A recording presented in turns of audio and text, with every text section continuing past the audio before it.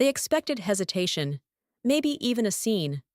16 years reduced to a sentence, delivered under fluorescent lights, in a room that suddenly felt too small for everything she had built. But she didn't argue, didn't defend, didn't even ask why. She stood up, removed her badge, and placed it on the table with the same precision she used to close multi-million-dollar deals. No emotions, no resistance, just completion. What no one in that room realized, what the CEO didn't see behind that quiet exit, was that her real work had never been in presentations or titles. It was in the structure, in the relationships, in the parts of the system that didn't move unless she allowed them to. And somewhere else, 7 minutes away, another office was about to notice. The conference room didn't change after she left. Same glass walls, same filtered light, same polished table reflecting faces that suddenly looked less certain than they had 5 minutes ago. But something subtle shifted. Not in the room itself, in the system that room depended on. At first, no one named it. The CEO leaned back, exhaled like a decision had just simplified his world. "Efficient," he said, almost to himself. "We've been overpaying for loyalty." A few quiet nods followed. Not agreement, alignment. The kind that appears when people sense the direction of power and move accordingly. HR closed the folder. Legal glanced at their watch. Someone typed something they wouldn't remember writing. Routine resumed. Or at least, it tried to, because across 3 floors and 2 continents, invisible threads began to tighten. At 9:12 a.m., an email sat unanswered. It wasn't flagged, it wasn't urgent, but it was from a partner tied to one of the $85 million deals she had structured, one that relied less on documentation and more on something harder to quantify. Trust. The message was short. "We heard about the change. Before we proceed, we need clarification on continuity." No one responded. Not because they didn't want to, but because no one quite knew how. Her notes existed. Her files were accessible. Her contracts were perfectly drafted. But the context, the living, breathing architecture behind each decision, wasn't written anywhere. And that was the first crack. At 9:26 a.m., finance tried to reconcile a scheduled release. Numbers aligned, approvals were in place. Still, something didn't move. A pause in the system. Not an error. Not a failure. Just resistance. The kind that doesn't trigger alarms, but slows everything down just enough to be noticed by the people who depend on momentum. "Check with ops," someone said. Ops checked with legal. Legal checked with compliance. Compliance opened a document, then stopped. There was a clause. Not hidden, not complex. Just conditional. And the condition referenced a validation pathway that had always been assumed, always handled, by her. At 9:41 a.m., the CEO asked a simple question. "Why is this taking longer than usual?" No one answered immediately, because the honest response wasn't technical. It wasn't about systems or documents or approvals. It was about absence, and absence is harder to quantify. Meanwhile, in a different building, quiet, controlled, and far less reactive, the rival CFO received a forwarded summary. Not dramatic, not urgent, just data. A deal log, $85 million in structured agreements, multi-layered, interdependent, clean. And in the margin, almost as an afterthought, one line, primary architect no longer with company. The CFO didn't react right away. He read, then reread, then paused. Not at the numbers, but at the pattern. Because deals like that don't come from process alone. They come from someone who understands where process ends and influence begins. He leaned back slightly, fingers still resting on the page. "Who approved this exit?" he asked. No one in his office answered immediately. But the question didn't need an answer. It already had direction. Back in the original building, small delays began to stack. Nothing critical, nothing visible on a dashboard, but enough to create friction. enough to shift tone, enough for someone, just one person, to quietly realize this wasn't a replacement problem, it was a dependency problem, and they had just removed the only person who understood how deep it went. At 10:03 a.m., the unanswered email was forwarded again, this time with a single addition: "We'll hold until we speak to her directly."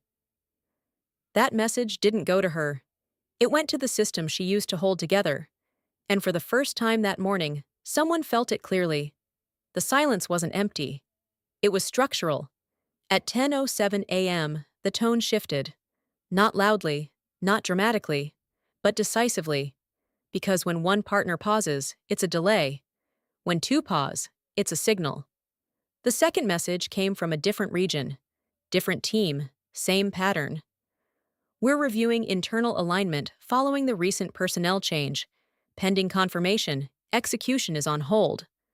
No accusation, no emotion, just controlled distance, the kind that professionals use when they sense instability, but haven't yet named it. Inside the company, the language was still optimistic. Temporary. Transition phase. Knowledge transfer in progress. Words designed to create continuity. But continuity isn't built on words. It's built on people who understand what isn't written down. At 10:19 a.m., compliance escalated quietly. Not to the CEO, to legal, because the clause they had reopened, the one no one had paid attention to before, was no longer theoretical. It required discretionary validation, not automated, not procedural, interpretive. And interpretation, as it turned out, had always come from a single source. "Can we replicate her logic?" someone asked. A pause. Not because the answer was unknown, but because it was uncomfortable. "You can replicate her documentation," legal replied carefully. "But not her positioning." That word landed heavier than expected. Positioning. Because it meant the deals weren't just structured. They were negotiated in a way that aligned multiple moving interests at once. And without that alignment, everything technically still existed, but nothing moved. At 10:32 a.m., finance stopped trying to push the release, not out of failure, out of caution, because forcing execution without full contextual clarity risked something worse than delay. It risked misalignment. And in $85 million agreements, misalignment doesn't create noise. It creates loss. Meanwhile, in the rival office, the CFO had already moved past analysis. He wasn't interested in what she had done. He was interested in what would happen without her. "Pull external sentiment," he said. Within minutes, a quiet map formed. Two partners paused, one requesting direct confirmation, another delaying execution. No panic, no headlines, but enough to indicate a fracture line. And fractures, if timed correctly, become entry points. "Reach out," he said simply. "Directly?" someone asked. A brief pause, then a slight, almost imperceptible smile. "Discreetly." Back in her former company, the CEO still believed the situation was contained. Because on paper, everything was. Contracts intact, teams operational, systems running. But paper doesn't measure momentum. And momentum had already started to slow. At 10:48 a.m., a third message arrived. Shorter than the others. Colder. "We will await confirmation from the original architect before proceeding further." This one didn't get forwarded. It got read twice. Because now the pattern was undeniable. Someone finally said it out loud. "They're not asking about the deal." A pause. "They're asking about her." Silence settled differently this time. Not empty. Weighted. Because the realization wasn't about what had been lost. It was about what had been misunderstood. At 11:02 a.m., HR reopened the termination file. Not to reverse it. Not yet. Just to look again. Because suddenly, the decision didn't feel like a cost optimization. It felt like a structural removal. And somewhere else, her phone lit up. Unknown number, no name, no introduction, just timing. Perfect, deliberate timing.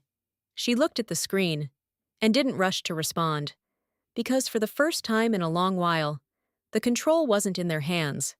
And this was only the beginning.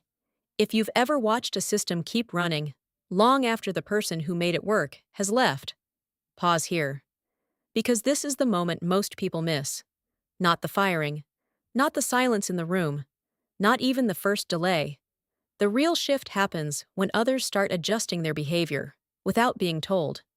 When partners hesitate, when decisions slow, when confidence quietly turns into caution, and no one says it out loud, but everyone feels it. Her phone rang a second time. Same number, no name, no urgency in the signal, just persistence. She looked at the screen for a moment longer than necessary, not out of hesitation, out of calibration, because timing, in her world, was never accidental. She let it ring twice more, then answered. Good morning. The voice on the other end was measured, controlled, the kind that doesn't introduce itself immediately because it assumes context will do that for it. She didn't reply right away. Silence again. But this time, it was hers. I believe you've had an eventful morning, he continued. A subtle choice of words. Not difficult, not unexpected. Eventful. She allowed the smallest pause. Define eventful. A shift, barely noticeable, but enough. Because now the conversation wasn't about her situation. It was about his positioning. In the rival office, the CFO stood near the window, overlooking a city that moved with quiet precision. He wasn't pacing, wasn't selling, he was aligning. We've been reviewing a series of agreements, he said. Structured, interdependent, unusually, resilient. She said nothing. Not because she had nothing to say, because she knew exactly what he was doing. He wasn't offering a job. He was validating a pattern. Those structures don't fail easily, he continued, unless the architecture behind them is removed. A pause. Then, deliberate, clean. And it seems someone just made that decision for you. Back in her former company, tension had changed shape. It was no longer about delays. It was about interpretation. Because now, every paused deal carried a question no system could answer. Was this designed to move without her? And no one could confidently say yes. At 11:18 a.m., legal requested an internal review, not public, not formal, just contained. Because they needed to understand something that documentation couldn't explain. Where exactly did her influence end? And the answer, slowly, uncomfortably, was beginning to surface. It didn't. Tell me something, the CFO said, his tone still even. If you were to step into a new structure, what would you prioritize first? Not salary, not title, structure. She almost smiled, because that question revealed more than any offer could. It meant he understood. Not just what she did, but how she thought. Across town, the CEO finally stopped calling it a transition, because by now, 3 partners had paused, 2 had requested direct confirmation, and 1, quietly but definitively, had started exploring alternatives. Not leaving, not yet, but looking. And in high-value environments, looking is the beginning of movement. Back on the call, she shifted slightly. Not physically, strategically. Stability, she said. One word, no explanation, but enough. Because in her language, stability didn't mean safety. It meant control over variables others didn't even see. The CFO nodded, though she couldn't see it. Good, he said. A brief pause. Then, without emphasis, without theatrics, we're prepared to offer double. Silence followed. Not shocked, not dramatic. Just precise. Because the number wasn't the point. The timing was.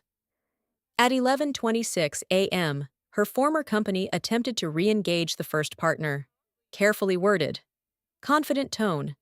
but something had already shifted. Because now the question wasn't, can you execute the deal?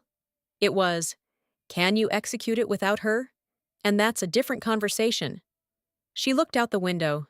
Different building, different view, but the same principle applied.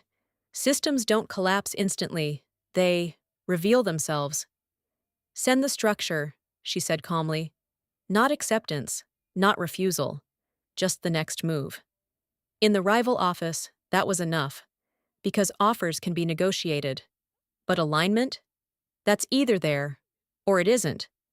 And back in the original building, for the first time that day, someone said the only question that actually mattered. Do we still have access to her? Silence answered. But this time it was different. Heavier. And very expensive. At 11:43 a.m., the silence inside her former company stopped being passive. It became intentional. The first escalation didn't come from the CEO. It came from finance. Because numbers don't tolerate uncertainty for long. We're holding $18 million in scheduled movement, someone said, voice controlled but tighter than before. If this extends, we start affecting downstream obligations. No panic. But the language had changed, from process to impact. Legal followed almost immediately. The partner clauses are now being interpreted conservatively, they added. Without her validation pattern, we're exposed to conditional ambiguity. That wasn't a technical issue, that was risk. And risk, at that scale, doesn't stay theoretical. The CEO didn't respond right away, not because he didn't understand, but because, for the first time, the situation wasn't aligning with his decision. And that creates a different kind of pause. At 11:51 a.m., HR suggested outreach, carefully phrased. Perhaps a transitional consultation. Temporary, of course. Temporary. The word hung in the air with quiet irony, because everyone in that room now understood. Nothing about her role had ever been temporary. Meanwhile, across the city, her inbox updated. One message. Clean subject line. Proposed structure. No excess language, no persuasion, just a document. She opened it, and immediately saw the difference. Not in compensation, though it was exactly as stated. Double. But in architecture. Clear authority boundaries. Direct partner alignment. No fragmented validation layers.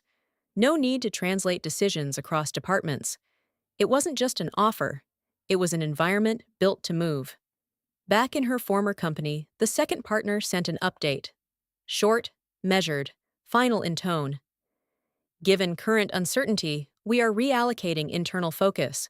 We will revisit alignment pending structural clarity. That wasn't a delay. That was withdrawal. The room didn't react immediately, because everyone understood what that meant, without needing it explained. At 12:04 p.m., the CEO finally spoke. Get her on the phone. Direct, simple, but already late. No one moved instantly, because now the question wasn't how to reach her. It was what to say when they did. Offer retention, someone suggested. Frame it as strategic continuity. Position it as leadership realignment. The language came quickly, polished, professional, and completely disconnected from the reality they were now facing. Because this wasn't about retention, it was about regaining control they didn't realize they had lost. Across town, she read the final page of the proposal. One section stood out. Not highlighted, not emphasized. Just precise. Full operational authority over deal architecture and partner alignment. No translation needed. No negotiation implied. Her phone buzzed again. This time, not unknown. Her former company. She didn't answer immediately. Again. Not out of hesitation. Out of leverage. Because leverage isn't built in the moment you speak. It's built in the moment you choose not to. At 12:11 p.m., inside that glass-walled room, something finally became clear to everyone present. They hadn't just removed a role. They had removed the point of coherence in a system built on moving parts. And now, everything was still there, but nothing aligned. The call kept ringing, once, twice, 3 times. No answer. She closed the document, looked at the city again, then, quietly, placed the phone face down. Because for the first time in 16 years, the system wasn't waiting on her. They were. At 12:19 p.m., the system reached a point it couldn't disguise anymore. Not a collapse, not yet, but exposure. The dashboard still looked stable, green indicators, active workflows, no alerts. But behind that surface, movement had slowed to something almost unrecognizable. Approvals paused mid-chain, partners silent, decisions deferred. Not because the system was broken, because it no longer knew how to decide without her. In the conference room, no one was using the language from earlier. No more optimization, no more efficiency. Now it was, "How fast can we stabilize this?" And no one answered with confidence. At 12:27 p.m., the CEO finally understood the mistake. Not intellectually, structurally, because this wasn't about losing an employee. It was about removing the integrator, the one point where strategy, trust, timing, and execution converged into something that actually moved. And without that point, everything else became fragments. "Call her again," he said, quieter this time. Across the city, her phone lit up once more. She glanced at it, recognized the number, let it ring. Not to make a point, to define one. Back in the rival office, the CFO received confirmation. Document delivered, awaiting response. He nodded slightly. No urgency, because this wasn't a race anymore. It was a transition already in motion. "Prepare integration plan," he said. Quietly. At 12:34 p.m., the third partner sent their update. No hesitation, no soft language. "We are suspending further engagement pending reevaluation of execution capability." That was it. No ambiguity left. Inside the company, the effect was immediate, not visible on screens, but felt. Because now the question wasn't about delays, it was about credibility. Legal stopped drafting responses. Finance stopped forecasting timelines. Operations stopped pushing. Because pushing without alignment would only accelerate the problem. And for the first time that day, no one was trying to fix it. They were trying to understand how it had been held together in the first place. At 12:41 p.m., HR finally said what had been avoided all morning. "We need her back." Not as suggestion, as conclusion. The CEO didn't respond, because by now, he understood something more difficult than the initial decision. Getting her back wasn't the same as bringing her back. Across town, she picked up the phone, not to answer, just to hold it for a second, feel the weight of it. Then she set it down again. Because timing wasn't about reaction, it was about position. She reopened the proposal, read one line again, full operational authority, no fragmentation, no translation, no dependency on misaligned layers. She exhaled slowly. Not relief. Recognition. Because what had just happened wasn't loss. It was clarification of value, of structure, of where she actually belonged in systems like this. At 12:49 p.m., she typed a single message, short, precise. "Proceed." In the rival office, no one reacted loudly. No celebration, no rush, just movement. Clean, coordinated, expected. Back in her former company, the phone stopped ringing. Not because they stopped calling, because somewhere, instinctively, they understood. The system hadn't collapsed. It had shifted, and the center of that system was no longer theirs. By the end of the day, reports would be written, explanations drafted, strategies reconsidered. But none of that would change the one thing that actually mattered. The moment they removed what they didn't understand was the moment everything else started to reveal its real cost. And this time, there was no silence left to hide it.